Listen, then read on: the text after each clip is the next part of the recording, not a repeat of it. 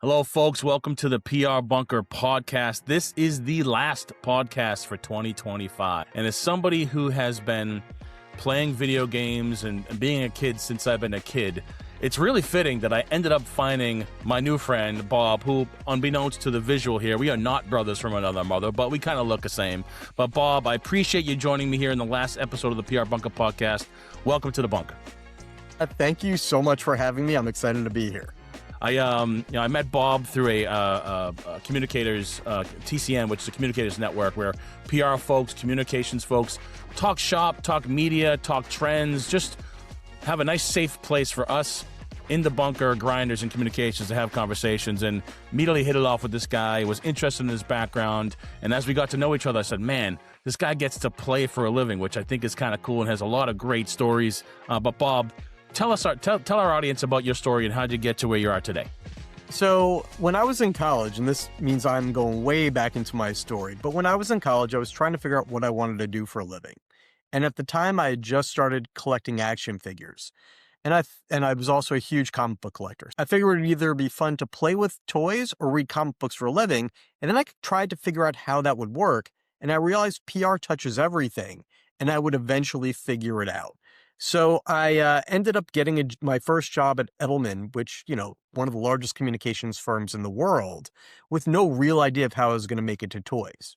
But the interesting thing I realized was that once you start pitching and working with consumer products, you can figure out pretty much how to do everything. And it all relies on that same instinct I had to get into PR, figuring out what your passion is. So back in college, I was originally a computer science major before I went to journalism to become a comms person. And I was a diehard PC guy. Macs were terrible. I hated Apple computers. But my first big client was Apple. And this is like 1998 Apple. There's no iPhone. There's no iPod. They're just coming back from the dead. Steve Jobs is launching his first product line. And I had to pitch Apple and figure out what I liked about it. So I started playing with the computers and came up with this entire line of things that I liked and integrated that into all my pitches. And we were hugely successful. Once I kind of figured out the magic of that, everything basically became easy. And I found myself 3 years into my career working at FAO Schwarz. So I was able to kind of take that idea of working within your passion and figure out how to make it work. So my entire career became, for at least 15 years actually, playing with toys, talking about toys. And if you're waking up every day, going to a toy store, playing with toys, and figuring out what toys are going to be hot for kids and talking about that, you're never going to run out of things to say or talk about. But outside of FAO Schwarz, they kind of had a little bit of a bankruptcy issue back in 2003. I didn't make it out of that first one. So I went to a small agency where I ended up working with Hasbro. So I got to play with G.I. Joe, Transformers, and Star Wars for work. And those are like the three brands that kind of made me who I am. And from there, it was really a lot of the same stuff, just focusing on what I liked about each toy line, what I thought was cool, but also relying on my insane history of toys, comic books, and cartoons to write these weird pitches that made these toys stand out. Love that. Shortly after that, I went to Toys R Us. I worked half the week out of the Times Square store and spent 7 years there. I was the guy who ran a lot of the holiday hot toy list. So if you ever were wondering what you would get somebody for Christmas for those 7 years I was there, chances are, there was a huge amount of science behind it, but there's a chance that I was actively involved in telling you, here's the hot toy. They also had me do interviews with newspapers, magazines, TV. So you're to blame. You're to blame for all those parents that had to run to the store, fight over the thing on the shelf, like just get in their fight club to make sure that little Timmy had the so-and-so hot toy of the year. Wow, you mastermind. You devilish mastermind, you. It's a lot of fun. There was a lot of science behind it. It wasn't just, hey, I think this toy is cool. Really? We looked at a lot of numbers, projected sales. There were tests that ran. So a good example, I doubt you remember this toy, but there was something called Zuzu Pets. I want to say it was 2009, and they were little robot hamsters. Yeah. And we kind of looked at it from the perspective of, the economy's not doing very well this year. The big toy is usually $50 and up. You could package 5 of these $10 toys and have a decent gift. Or you can buy one as a stocking stuffer. Or if you weren't financially sound in 2009, you could just buy one, and that's still a great gift. But we were able to look at these sales in a test market. It was, I believe, Phoenix, Arizona, and saw these things flying off shelves. So while I kept pushing that thing onto the hot toy list, my boss was dead set against it for a while. Once she saw the numbers and our projected sales, it kind of made sense. I was then able to convince the Associated Press that the story wasn't the hot toy list. It was the fact that parents were online trading these Zuzu pets, saying, I need Mr. Squiggles or I need Num Nums, let's trade, showing there was this embedded interest in this toy and it was going to dominate. And then that became the story for Interesting. the entire year. What happens? So obviously with toys, it's seasonality, right? You have Christmas and the holidays, and you have birthdays, but in between those moments, right? How do you keep those communications and PR flames rolling? I mean, clearly kids always want toys, right? They always want something. You're rolling through the store, and mom's picking up toilet paper and beauty products, and you stroll by the toy aisle, and you're trying to drag your kid as fast as possible, but those end caps are going to catch you. I mean, what were the challenges like during those not so holiday moments for you to kind of get the ink? So you're right. And I should point out, after I worked with Toys R Us, I also worked with Target doing some of their toy stuff. So I have a lot of embedded Oh, wow. ideas of how people can make this work Sure. throughout their entire year. And it really came down to, you mentioned seasonality. So we would look at ways to make Easter a toy holiday, or we would look at collectibles. So Target did an initiative at one point that was just focused on collectibles. So it was an end cap in the toy aisle that was just these insanely limited edition toys. For Toys R Us, we would look at different movies or different events. So if you remember the movie Happy Feet with the dancing Oh, yeah. penguins, Great we flick. did feature shops in our stores that were like, these little kind of store within stores. We would go out to the media and say, hey, this thing is hot right now. Would you like to film kids buying the toys or parents talking about them or our store managers explaining the line for anybody not in the know?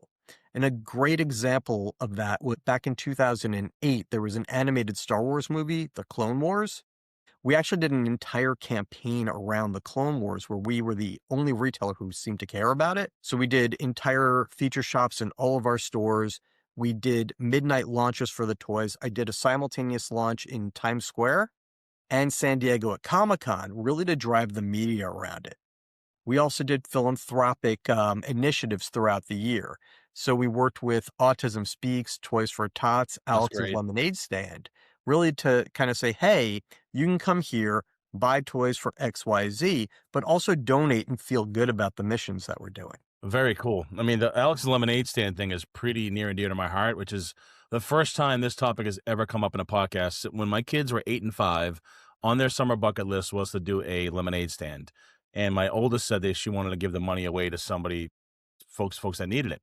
My wife did some research, came across Alex Lemonade Stand Foundation. We've been doing a lemonade stand here at the house since then. My kids are now 22 and 19. We've raised close to $85,000 doing it over the years, and the kids have won all types of awards, and have gotten stuff, through the city, the keys of the city. So Alex Lemonade Stand is such a great organization. We love supporting it, and I love those tie-ins. I got to ask you this follow-up, because your passion is sort of this space. I mean, how many pinch me moments have you had? And if you had to rank them, like, what's the one or two pinch me moments? Like, I actually do this for a living. This is kind of wild. Like, talk through that. So my favorite one, and this is kind of something that's so out there and so weird that only I could have ever come up with it. But part of my job at Toys R Us was running the electronics and entertainment communications. So that includes video games. And while I'm not the hugest gamer in the world, I got some passion there. All right, I love it. And I love the Batman Arkham series. So I actually flew out to E3, which was at the time a huge electronics show. It was Electronics Entertainment. I can't remember the 30, but it doesn't matter. And my goal was to get video game companies to do events at Toys R Us Times Square to launch their products. My biggest win was I got Warner Brothers to come to Toys R Us Times Square to launch Batman Arkham City. And I got them to do it at a midnight event a day before the game was live. Oh, And sick. generally, it was so I could play the game a day early. That was my biggest reason for convincing them to do that. Oh, yeah. The fact that it worked was kind of insane. I was so passionate about it that I was able to turn it into a fun event, but also I asked them to give me 3 things to really make this event sing, and it was all about a signing event. I wanted Kevin Conroy, who at the time was the voice of Batman, both in the animated series and in the game. I wanted Sefton Hill, who was the game studio head creator, and I wanted a guy named Paul Dini. Paul Dini is a writer. He wrote a lot of Batman the Animated Series episodes, like he created Harley Quinn, I believe, and he also wrote the games. So they said yes to Sefton Hill. They said yes to Kevin Conroy. They said no to Paul Dini, but instead they gave me a guy named Jim Lee. Jim Lee is one of the hottest artists ever in comics, and I'm not sure if currently that's his title, but he was the co-publisher of Wow. DC Comics. So Very I cool. literally showed up to this event that I created out of thin air with a stack of comics, because I collected comics for about 35 years. Oh, wow. And I have Jim Lee signed comics, including he actually yanked the backing board out of one of my books and did a little sketch of the Joker right as we were sitting there. So Very cool. Very, very cool. huge pinch me Did you moment. have the Batmobile there? I do have the Lego Batmobile, not the There you real go. one. I mean, I can't Nice. fit the real one in my house. Yeah, no kidding. Which would be nice. Well, when you hit Powerball one of these days, you can go out and get a replica and buy one, and put it Seriously. in your garage. So what's that's fantastic. Love the arc, love the story, love the passion. You can see it in your face, and I can see it in the background as well. What's cooking now? What are you focused on as we close out 25? What are you looking forward to in 26? So as we're working in 2025, currently my biggest client is an agency called Impact Partners. And it's really interesting. They focus on founders, finance, and family offices. And it's finance, which I never had a passion for, but it goes back to that idea of once you figure out what the story is and what interests you, you can take that concept and fold that into your pitches. I'm working with New Vintage Partners, and they're a secondaries firm. I'm not really going to explain what that is, but what I was really interested about was listening to how the two principals talk about what they do. I was listening in on a podcast, and one of the founders used a term that was asymmetric alpha. And right there, I was like, that's a really interesting term. Let me figure out how I can turn that into a pitch. So I'm looking at how I can use their information and turn that into stories for me. I'm working with a venture capital firm called Evolution Equity, and they're Nice. the largest fund for cybersecurity in the world at Wow. $1.1 billion. Huge. That's big. So you look at these things that are kind of not generally in your wheelhouse. I mean, it's nowhere near toys, but it's interesting, it's unique, and I just kind of found a way to find niches within what they're talking about Yeah. to tell these different stories. And what's the beauty of I think our space in communications marketing is that you literally can transfer the skills to any particular industry. We kind of get paid to learn every single day, whether it be financial exchanges, toys, networking, nonprofits. I mean, I did some work with a turf company for a while years ago. I know enough about turf to like really think it's kind of weird, like MBA design, fundraising strategies, major gifts, enrollment marketing, and yield and melt, and all these things you just pick up. And like sometimes you'll be in a conversation, a networking event, and like, and you spit something on, you're like, where the hell did I pick that thing up? Like, how, like sometimes my kids are like, where'd you learn that, Dad? Did you Google it? I'm like, no, I mean, I worked on this client back in 1998. So, and I'd love to, at this point in the conversation, pivot to like networking. I think as communicators, we're the guys that turn to the table next to us at dinner and say, hey, did you try the chicken parm? My name's Don. Nice to meet you. Talk to me about your networking strategy. Clearly, you haven't had this level of success without grinding, networking, meeting people, and being sort of that typical communicator. But what is your strategy around networking and meeting people to either learn or grow you from a professional standpoint? So it's really interesting. I found an insane network way back when I went to FAO Schwarz. And the reason was it was a small department, and I knew my manager because he was my first boss at Edelman. But I was like, what if I have an idea that's so ridiculous that it gets me fired? I need guardrails. So I found a group called Young PR Pros, which clearly none of us are young PR pros anymore. And this was Speak for yourself. Kidding. and this was in the time of Yahoo Groups. So we're talking way back. Yeah. And I found this network that just has supported me and worked with me for decades. Beyond that, I found things like you mentioned it before, the Communications Network, which is a Slack network that I'm using for networking. And I do a lot of work on LinkedIn. The first client I found on my own for my company was because I started noticing somebody visiting my LinkedIn page, and he lives in East Rutherford, New Jersey, which is like 10 miles away from me. And his agency focuses on toys and comic books. And I was like, huh, even if there's, Interesting. yeah, but I was like, even if there's no work, I should probably know this person. So I just sent him a message. I'm like, hey, I saw you were on my page. We live close together. We seem to have a lot in common. I'd love to get to know you. And it turned out they were looking for somebody to do some freelance work for them on a brand called Gundam, which is Oh, wow. a huge anime brand Yeah. ranging back 50 years and Huge. doing work on the toys. So I ended up months later doing some work with them for about 6 months. But I use LinkedIn a lot. I use TCN and just going out in public. I actually joined the local government in my town, mostly so I can meet people and potentially figure out ways to find local work. Yep. Because Smart. you mentioned background before, like without knowing a lot about me, I talked a lot about toys, but I've also worked in consumer electronics, cannabis, pharma, health and wellness. There are so many local stores around here and local shops. Like a cannabis company just opened on, I think, December 19th. And I'm like, I should reach out to them and go Yeah. over there and be like, hey, I'm Bob, need PR. I live down the block.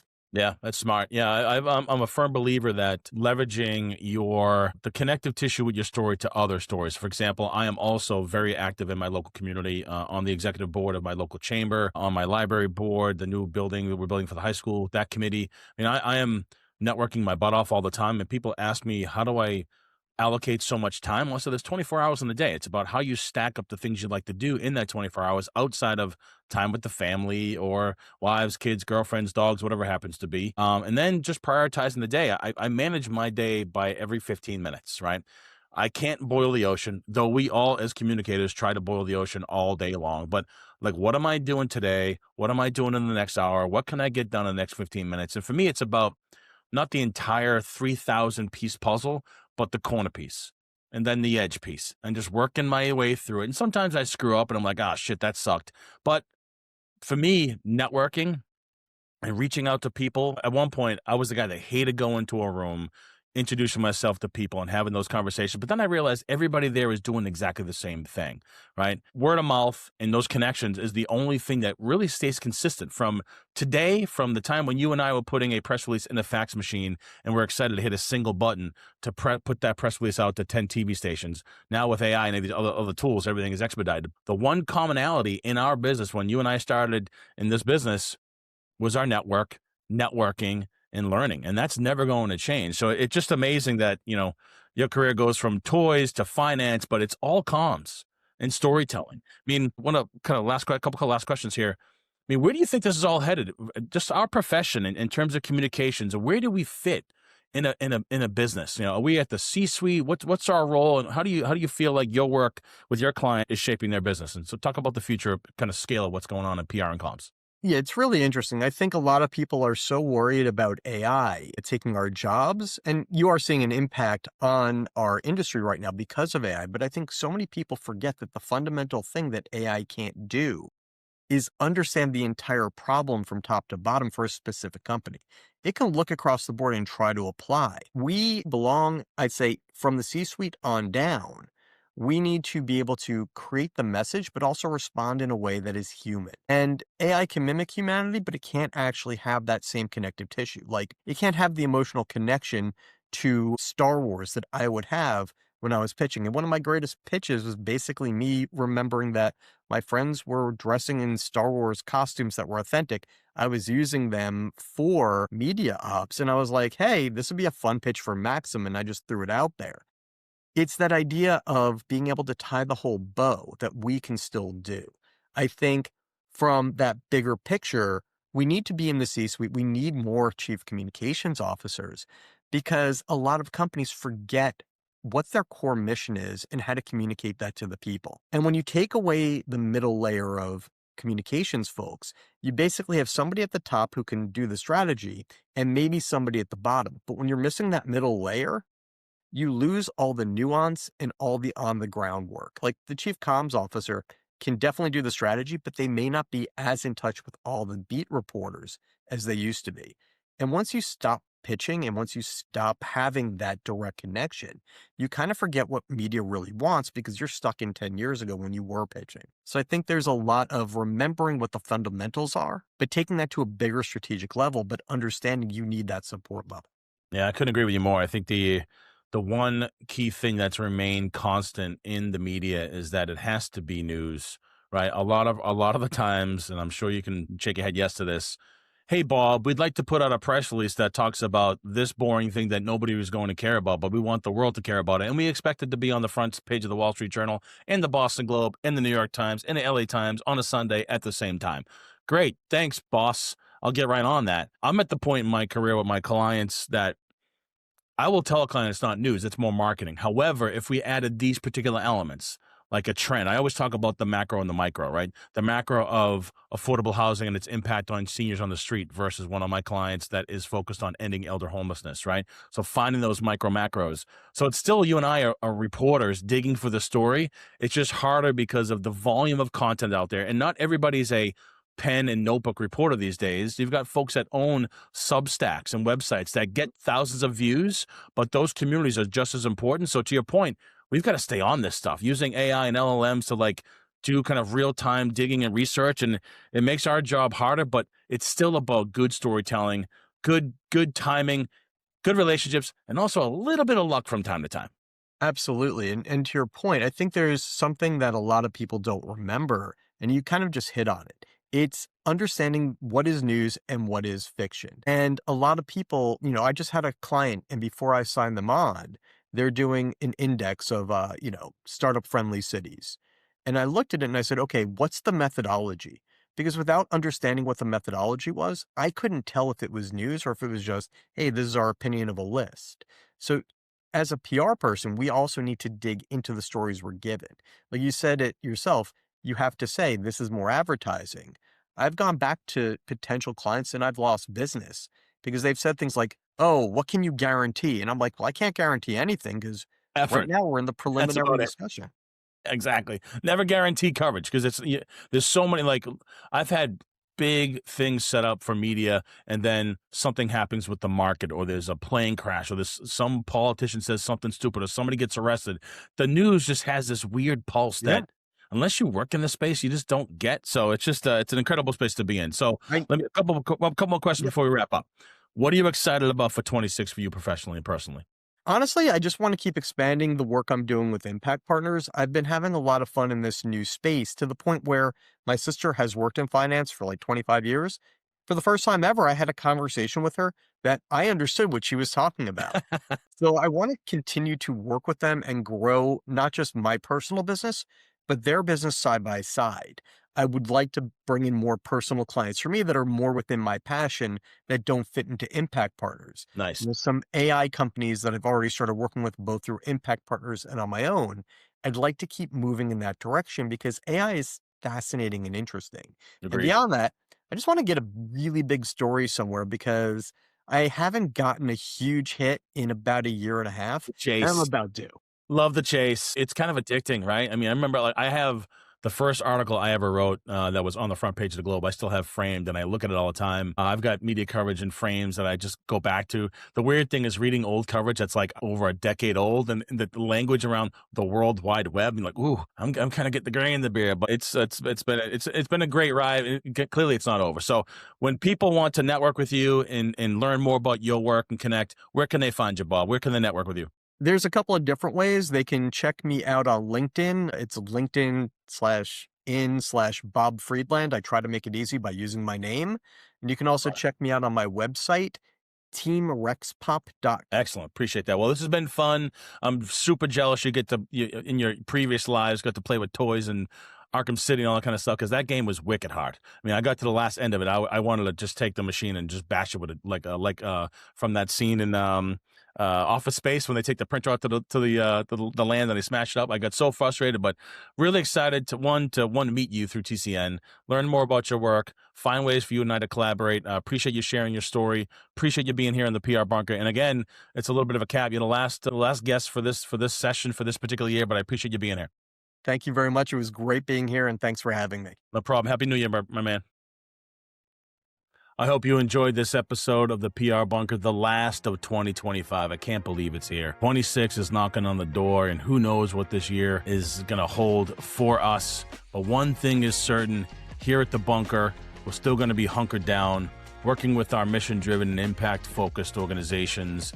But most importantly, telling the stories of the people that we work with, the people that we network with, the folks that we meet, because telling their stories has been really, really important this year and has been a big part of my journey as I ramped up the Bunker and got this whole thing going a handful of years ago. So I'm so lucky to be here, to be able to, in this position, to tell the stories of very talented people that work in public relations, communications, the nonprofit space, and those that are just generally changing the lives of other people in a positive way. So I appreciate you being part of this community, appreciate you subscribing to this podcast and sharing it. And again, if you want to have your client, or if you fit the Bunker vibe and you want to be on this podcast, please feel free to hit the website, prbunker.com, and at the bottom of the site, there's a link to fill out the application to be on this podcast. But I love telling other people's stories and helping out as much as I possibly can. But again, I can't thank you all enough.